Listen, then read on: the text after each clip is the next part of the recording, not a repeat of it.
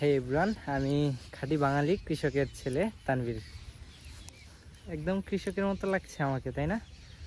এই অনুভূতিটা আমি নিতে চাচ্ছিলাম অনেক দিন ধরে, বাট এরকম একটা পাতলা বলে আমাদের এলাকায় পাতলা পাচ্ছিলাম না। আজকে এটা পেলাম, দেখেন কত সুন্দর।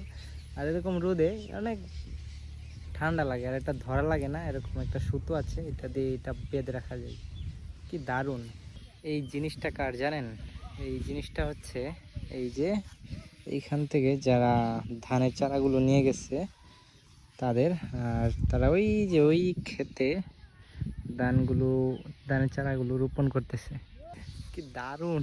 এটা যে কত মজার, কত ঠান্ডা বাতাসটা এটা মাথায় দিলে শরীরের কোথাও আর রোদ লাগে না। শুধু যে মাথায় লাগে না তা না, কোথাও রোদ লাগে না, আর খুব ঠান্ডা লাগে। এরকম রোদের মধ্যেও প্রচুর ঠান্ডা লাগে।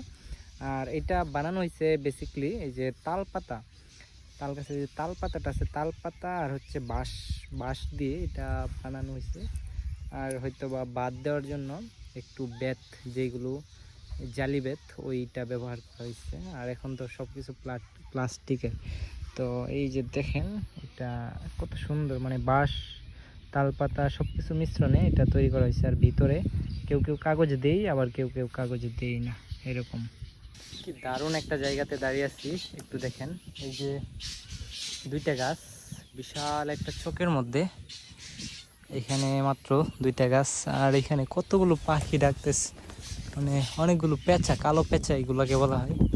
এগুলা এখানে রোদের মধ্যে ছায়ার মধ্যে এসে বসছে গাছে। আর কি সুন্দর ডাকাডাকি করতেছে, গান গাইতেছে, ঝগড়া করতেছে, তারা তাদের মতো। তাদের একটা পৃথিবী এটা। আমার মাথায় এতক্ষণ যে জিনিসটা দেখতে পাচ্ছিলেন, এটাকে মূলত আমি আমার বাসায় বা গ্রাম্য ভাষায় বলা হয় পাতলা, আর এটার বইয়ের ভাষা হইতেছে মাথাল। তো আমি পাতলা বলতে এটাকে স্বাচ্ছন্দ্য বোধ করি। এটার ইন্টারন্যাশনাল হিস্টোরিটা একটু বলি।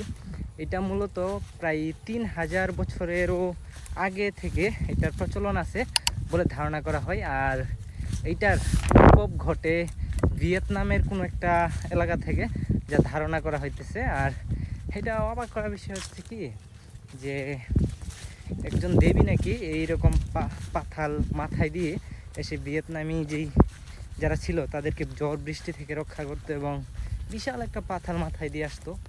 আর স্পেসিফিকভাবে জানা যায় যে তাদেরকে কৃষি বা চাষাবাদ শিখিয়েছিল আর কি ওই দেবী। এইটা হচ্ছে ইন্টারন্যাশনাল হিস্টোরি। বাংলাদেশে এটি মূলত কৃষক ও জেলেরা এই রোদ এবং বৃষ্টি থেকে বাঁচার জন্য ব্যবহার করে থাকেন। এটি মূলত বাঁশ, বেত ও তালপাতা দিয়ে তৈরি করা হয়। আর এর গড়নের কারণে মাথায় বাতাস লাগে, খোলামেলা থাকে, যার কারণে এটি পরলেও খুব আরাম লাগে। রাজশাহী উত্তরবঙ্গে কোনো কোনো অঞ্চলে এটিকে অনেক জাতিরা বা অনেক নৃগোষ্ঠী যারা আছে তারা মাতুল বা ঝাঁপি নামে ডাকেন, এবং ভারতীয় কিছু মানুষ আছে যাদের কাছে এটা ঝাঁপি নামে খুব পরিচিত। তাছাড়াও বাংলাদেশের বিভিন্ন জায়গায় এটাকে জানি না কী নামে ডাকে, আর বিশেষভাবে মনে হয় অনেকে অনেক নামে ডাকে। আমাদের এলাকায় এটাকে পাতলা বলা হয়।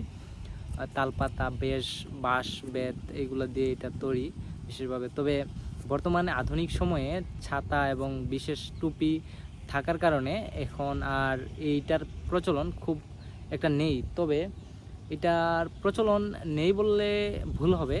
গ্রাম বাংলার যে কৃষকেরা এটাকে এখনও ধরে রেখেছে, তারা এখনও এটা ব্যবহার করে। আর এটা বাংলাদেশের লোক সংস্কৃতি এবং শিল্প হস্তশিল্পের মধ্যে অন্যতম একটি জিনিস, যা যুগ যুগ ধরে টিকে ছিল এবং থাকবে।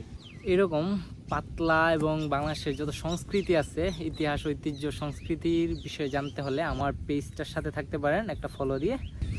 Good bye.